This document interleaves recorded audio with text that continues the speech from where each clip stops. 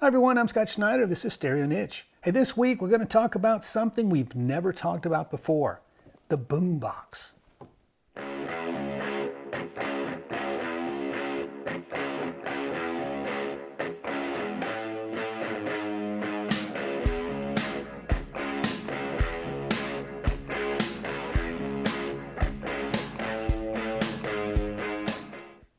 All right, so this is the boombox. But before we talk about it, I wanted to say a special hello to one of our followers in Austria who goes by Big Den Box. He is a watcher of the show, a fan, and it's also his birthday today, so happy birthday. So let's talk about the boombox. Well, it's a category that I actually don't collect, but this one is something that I acquired recently, and so I've kind of gotten up to speed just a little bit on the category because it's a whole separate area. Now the boombox, just to talk about the genre just a little bit, back in the 70s and early 80s, these were fairly popular. And when I was in college, you either had a boombox in your room or you had a full stereo. But you had some tunes, of course. Now, the benefit of a boombox is that it's portable. You could take your tunes with you and take them on the road. There are compartments in the back that will accommodate batteries, typically D batteries, and you could have portable, audio with you. Also had typically a connection for AC, so you could plug them in as well if you wanted to put it in your room. A lot of folks that I knew in college used them mainly as their primary stereo, and very rarely actually took them on the road with them. They were just set up in a room, and that's what they played. Back then, this is before the CD. Now later ones came out with CDs, but at this point, this one came out in 1981. So this was at the time when it was cassettes. And so all of them during that time frame, for the most part, incorporated a cassette. So you could take your cassettes, and if you had that in your room, just have your cassettes and play them, listen to the radio, and you had tunes. Now this one happens to be quite exceptional apparently, and it's not only one of the largest ones made, but it's also one of the most desired. This model was featured on the cover of an LL Cool J album, so got a lot of publicity from that. This is from JVC. It is the RC-M90, and there's a designation after the 90 for a region code. So Canada would have been C, the US would have been JW for some reason. This one happens to be an L, an M90L, and I can't understand, or I can't find out why.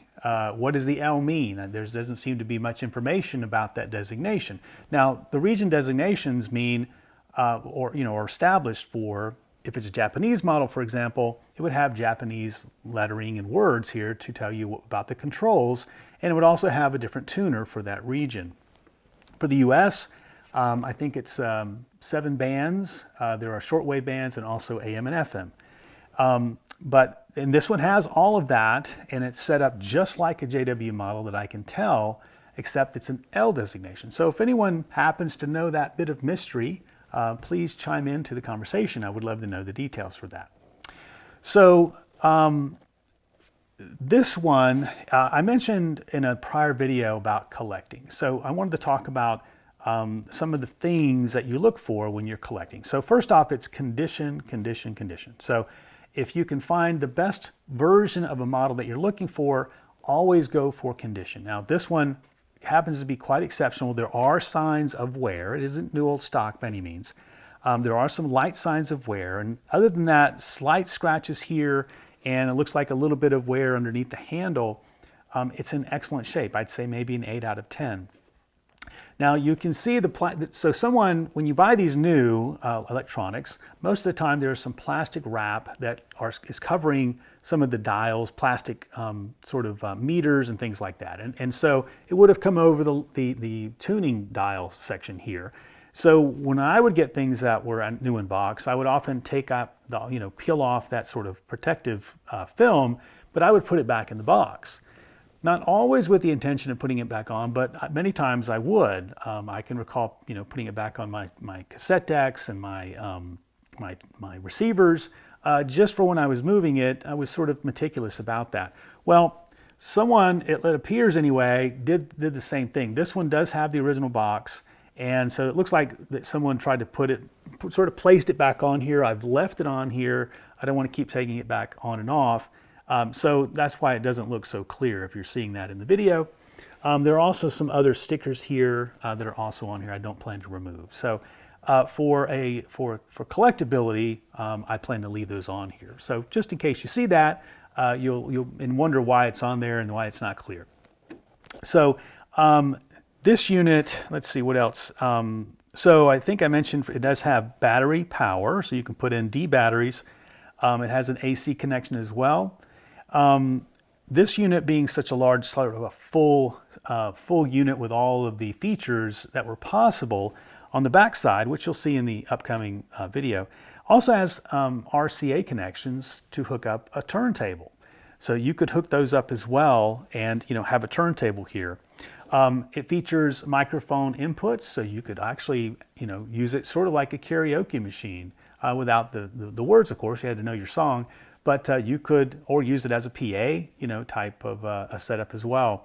So lots of functions. Has headphones.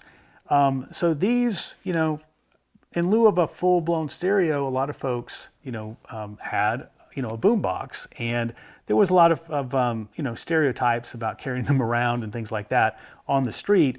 But I'm pretty sure most of these, especially one this large, most of them probably lived the majority of their life on a shelf and didn't see so much activity on the road. Could be wrong since it's not really my category, but at least if this one is an example, it had a rather pampered life. So the reason I actually brought this out is I saw old Lenny from Just Audio. I saw a video from him yesterday, and he had a small little JVC, a cute little boombox that he was showing on there. And so I thought, well, let's see what a vintage one looks like. That one was not so vintage, but this is a truly vintage one, and one that seems to be highly sought after. So I thought I would showcase that today. So check out the up-close shots and see what it looks like.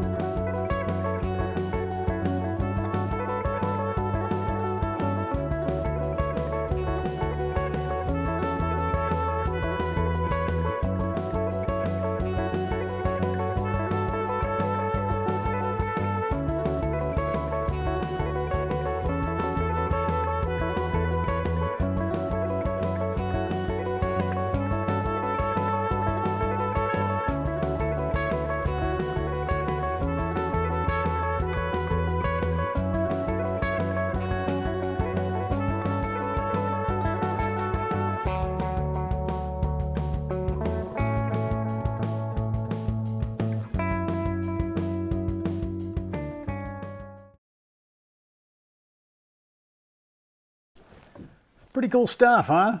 I told you it looks very nice. It's in great shape, but what a beast, you know, for an all-in-one unit. It certainly has a lot going on. And so I wanted to bring you in a little closer and let's talk about that a little bit, and also something I think is a little suspect on some of the stickers here. So let's talk through that. All right, so I brought you in close so you can see things you know, in detail here. But before I get into some of the features here, I wanted to first talk about one thing that's unique about the boombox collecting category. So what I've come to find out is collectors very much like, you know, to have the original stickers.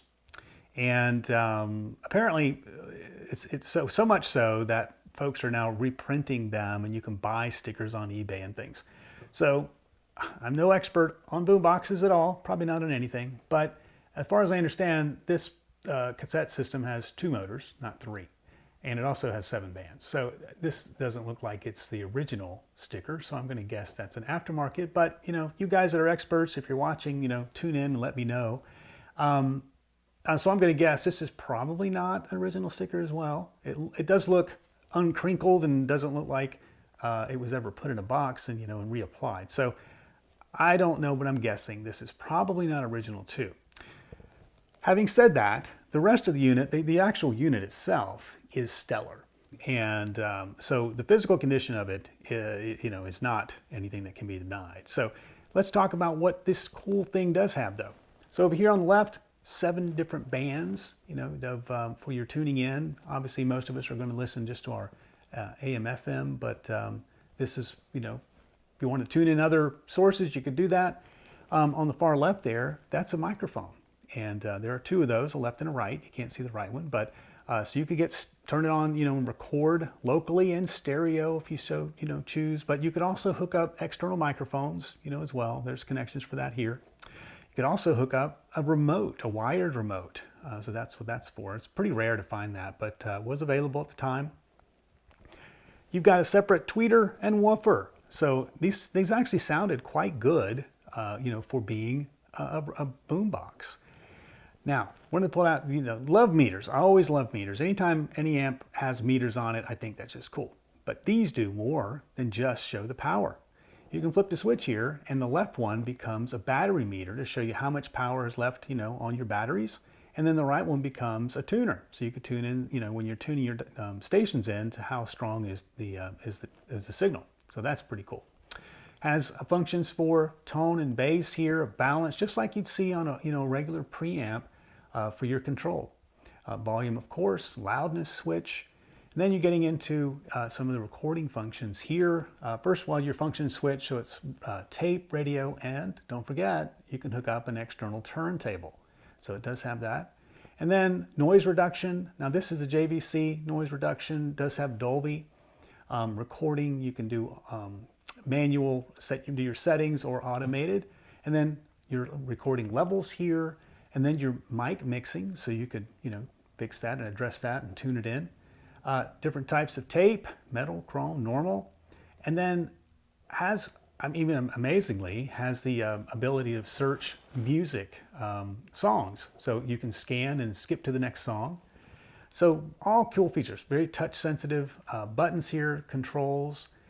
Pretty much, I think, probably anything that was a feature available in 1981, I think this thing had it. So really, really cool. All right, well, there you go. The JVC M90 Boombox, you know, king of the hill. I thought it was pretty cool. Probably not something I will continue adding to. In fact, I can't say that I'll probably even keep this one. But I thought it was really cool to dive into it a little bit and see what, you know, boomboxes were all about. If you guys like this video, give us a thumbs up. If you don't want to miss the next video, you better hit subscribe. And as always, you know, thank you guys for tuning in. We'll see you next time.